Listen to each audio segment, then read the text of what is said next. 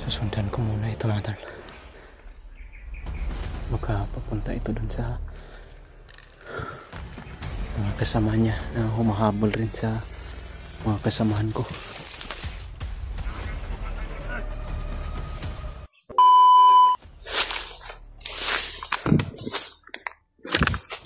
Okay mga tol, patuloy pa rin ako sa paglalakbay mga tol. Karami ng kalaban dito sa area mga tol na napasukan ko. Sana makita ko yung mga kasamahan ko dito. Dahil narinig ko kanina sa mga usapan ng mga bandido mga tol na nadaanan ko na nakalisto daw silang lahat dahil mayroon daw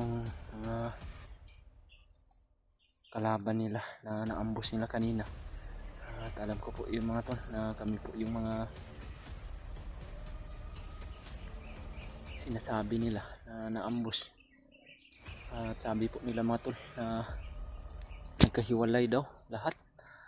4 daw mga tol na naambus nila at nagkahiwalay daw kaming lahat mga tol. Sana po okay lang yung mga kasamahan ko ngayon mga tol at hindi sana sila nahuli ng mga kalaban dahil rinig ko po mga tol na nagkahiwalay daw kaming lahat dahil nakita daw ng mga commander nila. At yun din po yung nangyari sa amin mga tol. Kaya kinakailangan na magmasid talaga kami dito sa paligid dahil hindi po namin alam kung ano po yung mga kapahamakan na maghihintay sa amin dito.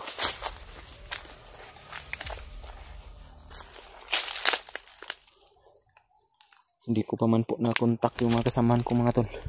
Ngunit alam ko po ngayon na wala rin po silang kasama at nag-iisa lang din po sila ngayon sa oras na ito mga tol. Sana po matagpuan namin dito yung kasama namin dahil napakarami talaga ng nakaaligid dito sa bundok na ito.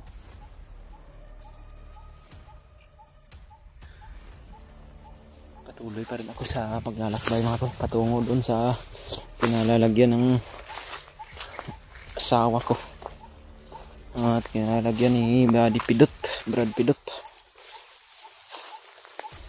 Uy, parang tumutulo na yung ulan mga tol. Yan. Mayroon na namang mga kalaban mga tol. Mga kalaban na humaharang sa daan patungo doon sa bihag mga tol.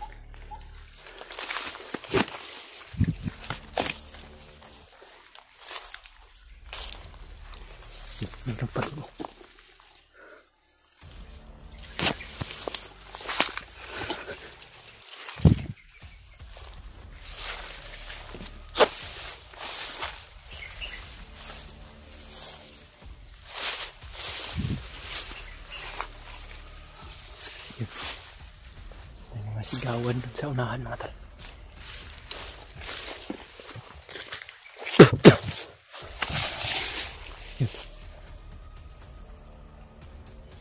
Parang may naririnig ako ng mga sigawan banda doon sa unahan mga tol.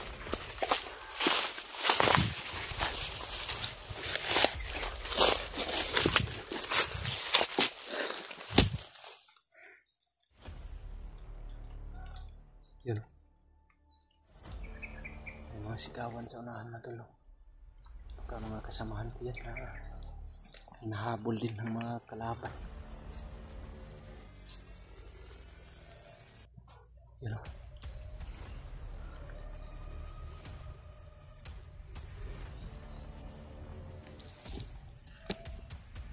Tataas din yung mga bangin na area dito mga tol. At ayun, tumutulo na yung ulan dahil wala pong init ngayon mga tol dahil medyo madilim yung langit ngayon dahil parang uulan siguro itong mga tol. kinakailangan na nakita ako ng lugar na mapagsulungan ko mga tol.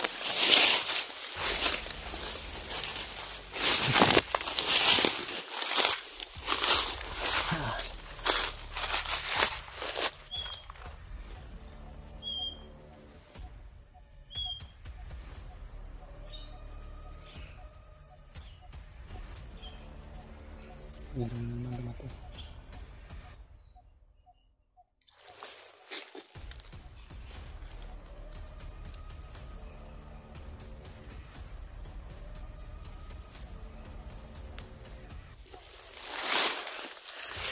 Napahirap talaga ng sitwasyon namin mga to.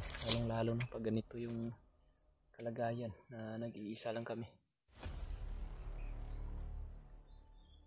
Mayroong dumaan din sa ganang ibabaw mga to.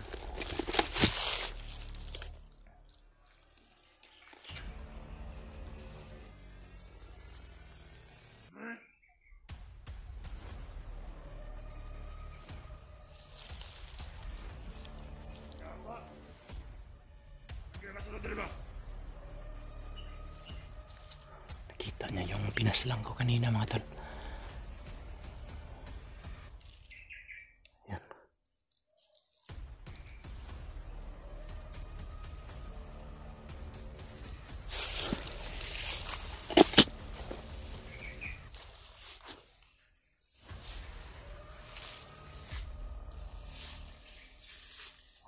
Baba natin yung matayar kalat.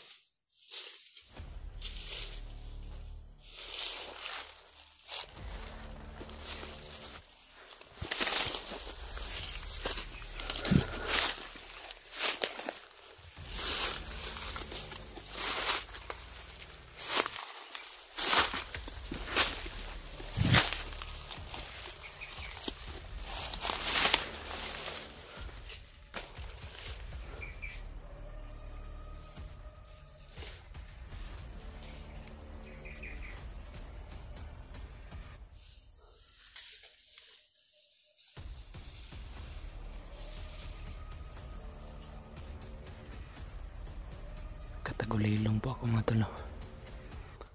Hindi niya po ako makikita at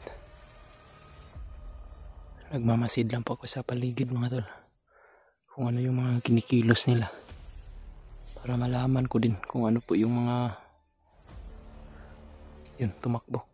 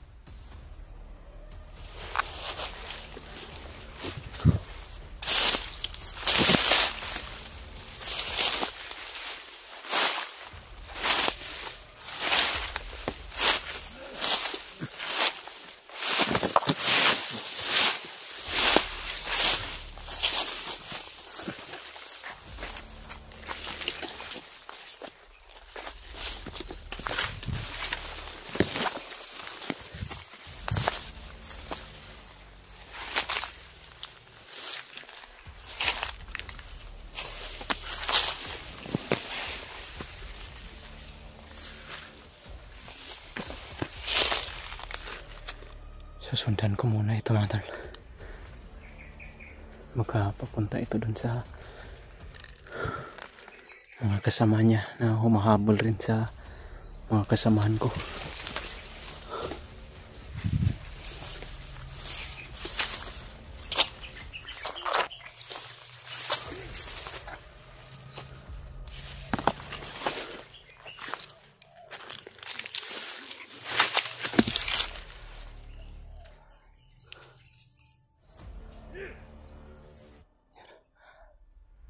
Sila banda sa unahan mga tol. Patuloy pa rin sila sa paghahanap po sa amin.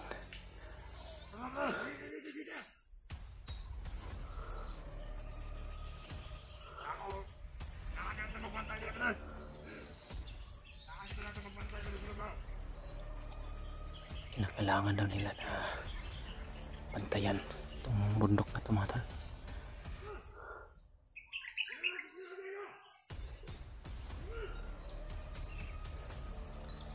Hindi na po ako lalapit dyan mga tol. Hihis na po ako ng ibang daan para hindi nila ako makita.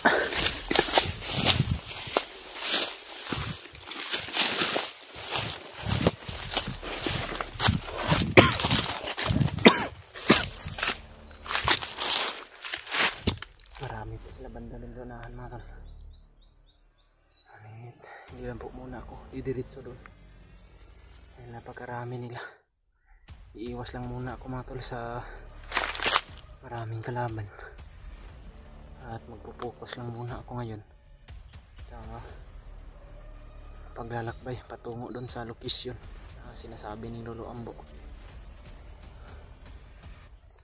At hahanap din po ako ng mga impormasyon mga tol sa mga bandido para malaman ko din po kung ano yung mga kalagayan ng mga kasamahan ko ngayon.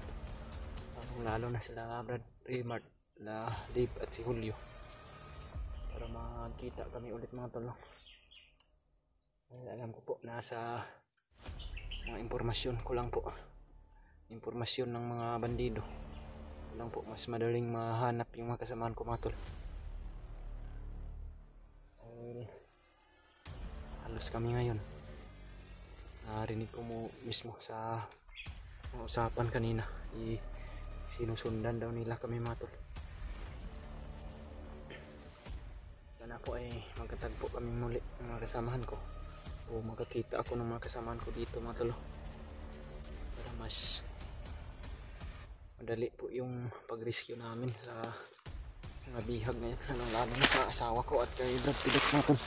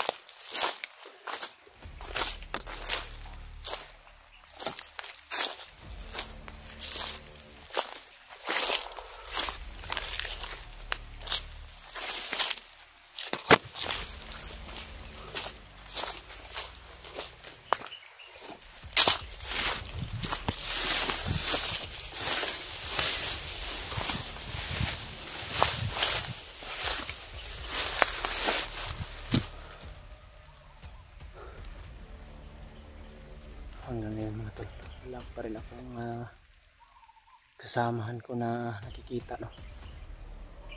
Sana po mga tol, tulungan nyo po ako o yung mga kasamahan ko na share nyo po itong mga video namin mga tol, para malaman din namin kung ano na yung mga kalagayan nila, at malaman din nila kung ano yung kalagayan ko ngayon. At tulungan nyo po kayo mga tol, ipagdasal rin na ligtas kami palagi at walang mga kapahamakan nangyari sa amin.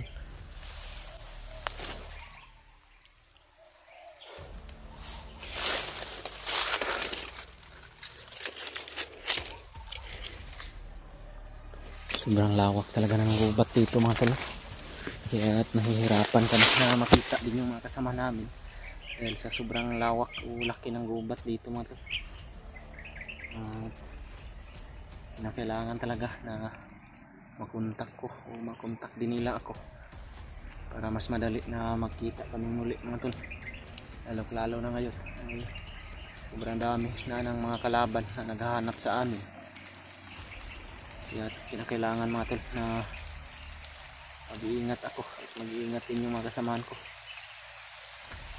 para hindi kami mahuli o mapasok sa mga patibong na ginagawa nila ngayon sa bundok. Kailangan kalayo-layo ako dito mga tol.